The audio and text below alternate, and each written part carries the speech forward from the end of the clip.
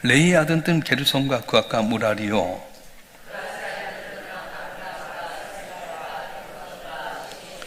아므람의 자녀는 아론과 모세와 미리암이요, 아론의 자녀 나답과 아비와 엘레아살과 이다말이며,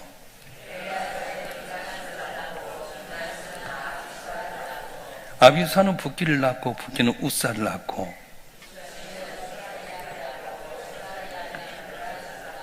무라요스는 아마레를 낳고 아마레는 아이두블 낳고,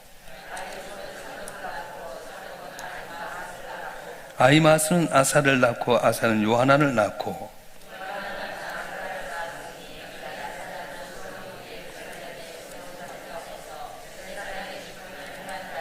아사는 아마라를 낳고 아마라는 아이두블 낳고,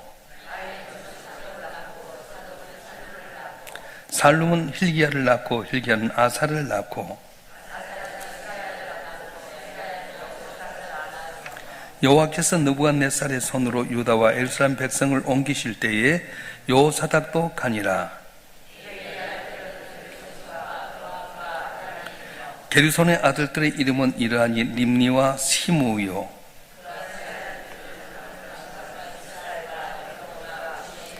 무라리의 아들들은 말리와 무시라. 그 조상에 따라 레이의 종족은 이러하니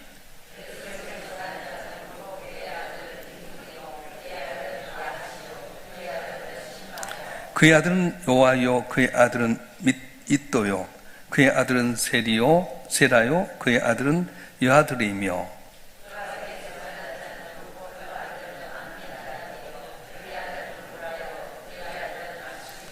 그의 아들은 엘가나요, 그의 아들은 에비아삽이요, 그의 아들은 아실이며,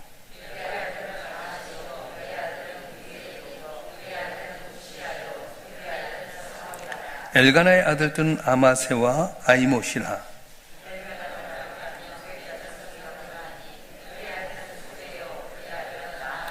그의 아들은 엘리압이요, 그의 아들은 여로함이요, 그의 아들은 엘가나라.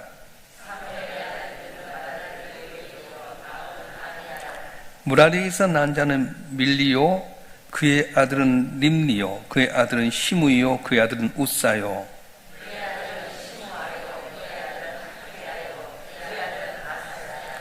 언약궤가 평안을 얻었을 때 다윗이 여호와의 성전에서 찬송하는 직분을 맡긴 자들은 아리와 같았더라.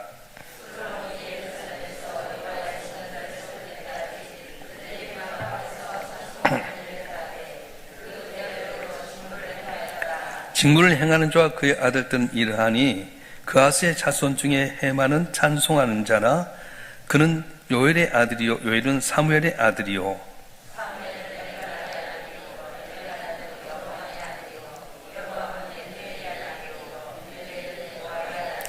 도아는 수브의 아들이요, 수브는 엘가나의 아들이요, 엘가나는 마스의 아들이요, 맛은 아마스의 아들이요,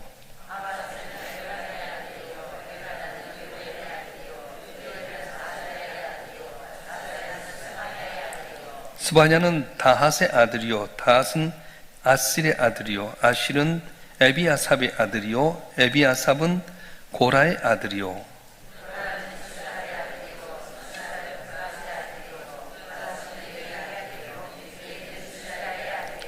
헤만의 형제 아삽은 헤만의 오른쪽에서 직무를 행하였으니 그는 베레기야의 아들이요, 베레가는 시므아의 아들이요,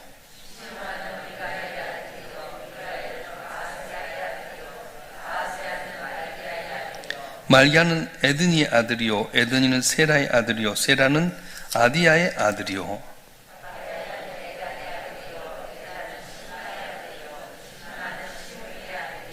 시므는 야앗의 아들이요, 야앗은 게르손의 아들이요, 게르손은 레이의 아들이며,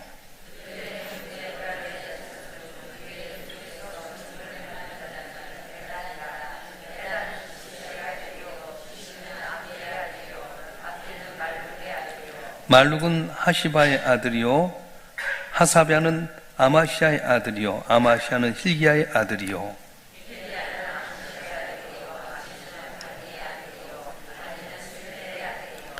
세멜은 말리의 아들이요, 말리는 무시의 아들이요, 무시는 무라리의 아들이요, 무라리는 레이의 아들이며, 그들의 형제 레위 사람들은 하나님의 집 장막의 모든 일을 맡았더라.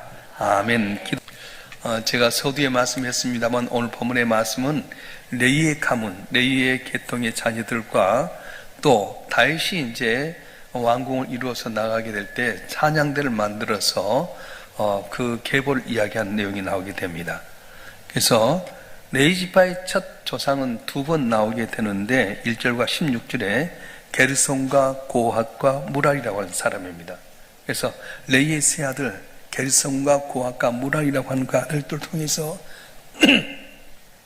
이제 역할을 감당하는데 이 레위 자손은 크게 네 가지의 직분을 감당했습니다.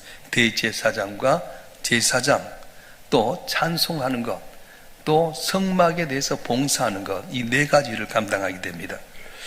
이제 조금 전에 읽었던 것처럼 1절부터 시작해서 30절까지는 하향식으로 레위부터 시작해서 쭉 해서 내려가는데 이게 뭘까 하면 마태복음 보게 되면 아브라함과 다윗의 자손이요 해가지고 예수님까지 내려오는 식으로 하향식의 이름입니다. 이런 하향식의 이름은 어떤 경우냐면 족보나 혈통의 정통성을 가지게 될 때, 예를 들어서 내가 있는데 내가 왜 이 자리에 있어야 되느냐, 왜 제사장을 해야 되느냐, 그러면 레위 계통부터 시작 쭉 해가지고 내가 레위의 후손이다, 제사장의 후손이다 할 때 하향식의 이야기를 하게 됩니다. 그래서 예수님도 예수님의 권위가 어디 있느냐, 아브라함을 통해서 너희 후손이 복의 근원이 될지다. 그래서 아브라함부터 시작 쭉 해가지고 예수님까지 나오게 된 거예요. 그런데 31절부터 시작해서 성가대를 하게 될 때는 상향식입니다. 이 상향식의 이름은 뭐냐면 당시에 현존한 인물의 중요성을 이야기하는 겁니다. 내가 지금 이렇게 잘 있는데 내가 누구냐면 쭉 거슬러 올라 보니까 레위까지 연결되더라. 내가 찬양대를 잘하게 된 것은 보면은 레위 지파의 자손이다. 그렇게 쭉 올라가게 되는 거예요. 자, 그래서 오늘 본문에 보면은 이제 중요한 것 중에 하나는 뭐냐면 게르손과 무라리와 또 그앗이라고 하는 세 아들이 있는데 이들을 통해서 하나님께서는 역사하셨다고 하는 겁니다. 특별히 저는 오늘 30절부터 이 48절까지 있는 다윗의 찬양대에 대해서 좀 이야기하고 싶은데요. 이 게르손과 그앗과 무라리의 자녀 가운데서 찬양대 대장 중에 헤만이라고 하는 사람입니다. 이 헤만은 레위 아들 가운데 그앗의 자손이었어요. 그앗의 자손에서 대제사장도 나왔는데 이 헤만은 이 성가 대장으로서 그앗의 자손입니다. 그리고 헤만 우편에서 또 지휘를 하는 사람이 있었는데 아삽이라고 하는 사람입니다. 레위 지파의 아들 가운데서 게르손의 자손입니다. 또 헤만의 좌편에서 찬양을 기록한 지휘한 사람인데 에단이라고 하는 사람이 있었어요. 이 에단은 누구의 자손이냐면 무라리의 자손입니다. 그래서 레위의 세 아들 게르손과 무라리와 그리고 그앗이라고 하는 아들이 있는데 성가대 대장은 헤만이라는 사람, 그앗의 자손 중에서 오른편에서 찬양을 지휘하는 사람은 아삽인데 게르손의 자손 가운데, 또 헤만의 좌편에서 지휘한 사람이 에단이라고 하는 사람인데 무라리의 자손에서 나오게 됩니다. 자, 구약 시대는 하나님께 이렇게 제사를 줄 때, 속죄의 제사를 줄 때 뭘로 짐승을 잡아 드렸어요. 이건 어떻게 보면은 하나님께 속죄받는 1차적이고 아주 수동적인 단계라고 한다면, 더 나아가서는 내가 가지고 있는 것을 전체를 갖고 적극적으로 하나님 앞에 찬양으로 올려드리는 하나님을 향한 영적인 제사가 있는데 그게 뭐냐면 찬양이라고 하는 거예요. 그러니까 단순히 제물만 잡아서 속죄제를 드린 것은 하나님과 나와 1차적이면, 수동적인 면에서 제사를 드린다고 한다면 내가 영적인 면에서 적극적으로 드린 것은 뭐냐면 찬양이라고 하는 겁니다. 근데 찬양은 목소리만 갖고 하는 것이 아니라 모든 악기를 동원해서 하는 거예요. 그래서 우리 가운데 악기가 뭡니까? 손뼉도 있게 되고요, 춤도 출 수도 있게 되고, 그렇게 되게 되는 거예요. 이제 성가대를 이렇게 보게 되면 이스라엘 백성들이 하나님께 드린 찬양은 신앙 고백인 동시에 기도였습니다.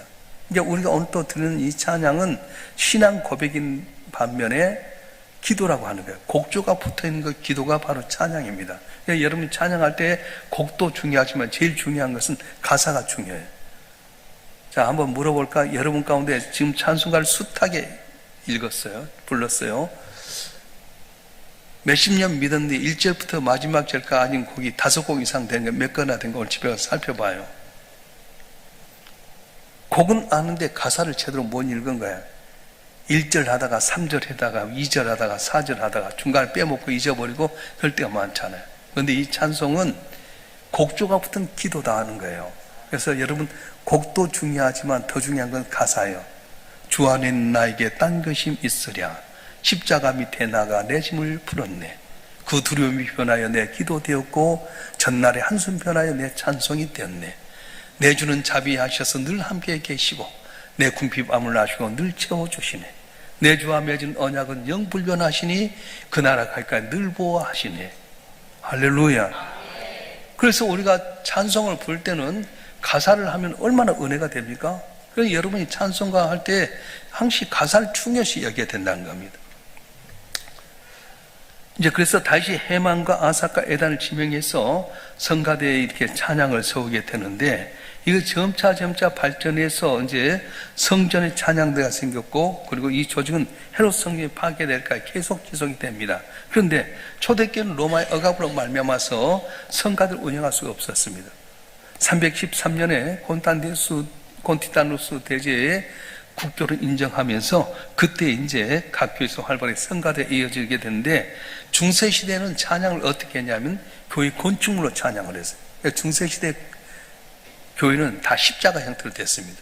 그래가지고 제일 앞에 머리가 십자가 머리가 되고 제단 양편에는 성가대를 두었고, 성가대원은 16살 이하의 사제가 될 사람을 구성하게 됩니다. 그러니까 이제 요새 뭐 빈 소년 합창단 하듯이 중세 때는 찬양대가 누구냐면 사제가 될 사람들, 16살 이하의 소년들로 말미암아서 찬양을 만들었어요. 근데 종교개혁, 프로테스트라고 하는 종교개혁 이후에는 어떻게 했냐면 평신도들도 찬양을 하게 만들었어요. 그러니까 이 종교개혁이 얼마나 중요하냐면은 그때 이제 라틴어로만 성경을 있었던 것을 성경을 자기 나라 말로 번역합니다. 누구나 다 만인 제사장들, 그때 당시만 해도 이 추기경이나 주교 이들을 통해서 성경을 이야기하고 말했는데 누군지 주님 앞에 나와서 기도할 수 있어요. 지금도 캐톨릭에는 가서 고해성사하잖아요. 사람이 고해성사하는 겁니다. 그런데 프로테스탄트 종교개혁하면서 누구나 하나님 앞에 나와서 내 죄를 고백할 수 있게끔 만들어졌습니다. 그리고 성가대도 그때부터는 어떻게 되냐면 평신도로부터 구형이 되었어요.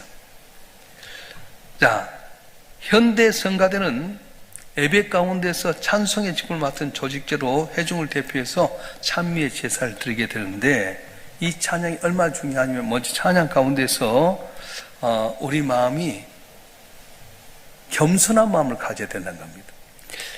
오늘 33절에 보게 되면 성가대 총책임자를 맡았던 해만은 사무엘 선지자의 손자입니다. 해만이 누구냐면 사무엘 선지자의 손자예요. 그러면 이 족장 시대에 사무엘의 족장은 얼마나 존귀한 집안입니까? 그런데도 불구하고 해만이 겸손하게 찬양하는데 성실히 봉사했다는 겁니다. 찬양대는 자기 고집 부리고 나 고개 숙이는 게 아니라 겸손하게 섬기고 봉사하는 자가 섬겨야 된다는 거예요. 할렐루야. 얼마나 좋습니까? 찬양하는데 쓰임받는 게 너무너무 귀한 거예요. 그리고 우리가 찬양 때 경건하게 찬양해야 될 이유는 뭐냐면, 지휘자 중에 한 사람이고 해만이 우측에 봉사했던 아삽이라고 하는 사람은 신인데 이분이 무려 12편의 시편을 내게 됩니다. 시편 50편, 시편 73편, 83편까지 기록이 되어 있습니다. 이분은 어떻게 하냐? 시를 통해서 경건하게 하나님 찬양했다는 거예요. 그러니까 우리가 하나님 앞에 찬양할 때 막 들리지 않고 유행가처럼 뭐 요새 아파트 뭐 일단 그렇게 부르는 거지. 경건하고 거룩하게 찬양을 해라, 그렇게 이야기합니다. 또 어떤 사람은 찬양을 뭐 노래방에 부르는 것처럼 자기 스트레스를 하듯이 그렇게 한 것이 아니라 오직 하나님께 영광을 돌리는 겸손하게 거룩하게 찬양을 해야 된다. 그리고 찬양은 질서 있게 찬양하라고 하는 겁니다. 그래서 찬양은 하나님께 드리는 우리의 신앙 고백이기 때문에 질서 있게 해야 됩니다. 찬양은 소음이 아닙니다. 무조건 크게 한다고 좋은 것도 아닙니다. 지휘자에 맞춰서 소리를 조절하는 거예요. 높게 할 때도 있고 낮게 할 때도 길게 할 때도 있고 적게 할 때. 근데 내 소리가 너무 좀 둔탁하다, 튀어나다 하면 튀어나오면 안 돼요. 이게 자기 소리가 너무 큰 것은 좋지 않아요. 찬양할 때 남의 소리가 내게 들리게끔 하모니를 이루어서 하는 게 영광을 돌릴 때에 그렇게 돼요. 그래서 질서 있게 하는 겁니다. 그래서 다윗이 처음에 찬양을 조직할 때 해만을 중심으로 해서 좌우편에 아삽과 에단이 도열해서 아름다운 몫으로 찬양하게 만들었습니다. 그러니까 우리의 찬양의 모습도 질서가 있어야 됩니다. 파트별도 구별도 잘 해야 되고요. 또 모양을 이루던 키 배열도 잘 해야 돼요. 그러니까 앞에 나가서 찬양할 때도 막 쓴 것이 아니라 키가 작아서 앞에, 좀 중간 가운데, 그리고 가운데는 큰 사람, 이거 규모를 잘 맞춰서 찬양을 한다는 겁니다. 찬양대는 성직입니다. 레인들이 했던 것입니다. 온몸과 마음과 정성을 쏟아서 함께 영혼으로 드린 찬양이 주께 연락되는 찬양이라고 하는 겁니다. 그래서 오늘은 레이지파에 대해서 이제 언급을 하게 되는데, 자, 내일부터는 뭐가 되면 아론의 자손에 대해서 언급하고, 그리고 48개의 도피성에 대해서 언급하게 됩니다.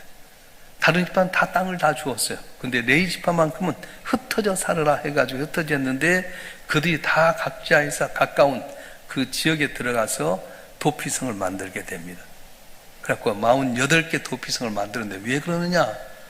그 의도가 나오는 거예요. 할렐루야.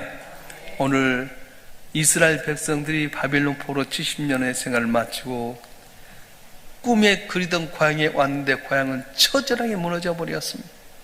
그렇게 자랑했던 솔로몬의 성전도 무너지고 성벽도 무너지고 가진 것은 하나도 없고 외세는 다 계속 우리들에 몰아치는데, 절망 가운데 그들에게 계속해서 족보를 이야기하면서 특별히 레이지파에 대해서 이렇게 많이 했던 것은, 그래 우리를 세우셔서 하나님은 우리 하나님께 대제사장들이 기도하고 제사장들이 기도하고 제사를 드리고 찬양대가 찬양하게 되고 우리가 성전을 봉사하게 되면 옛날에 광야에서 지키셨던 하나님, 다윗시대에 그렇게 번성케 하셨던 하나님이 우리를 세우실 거라고 하는 소망을 주는 거예요.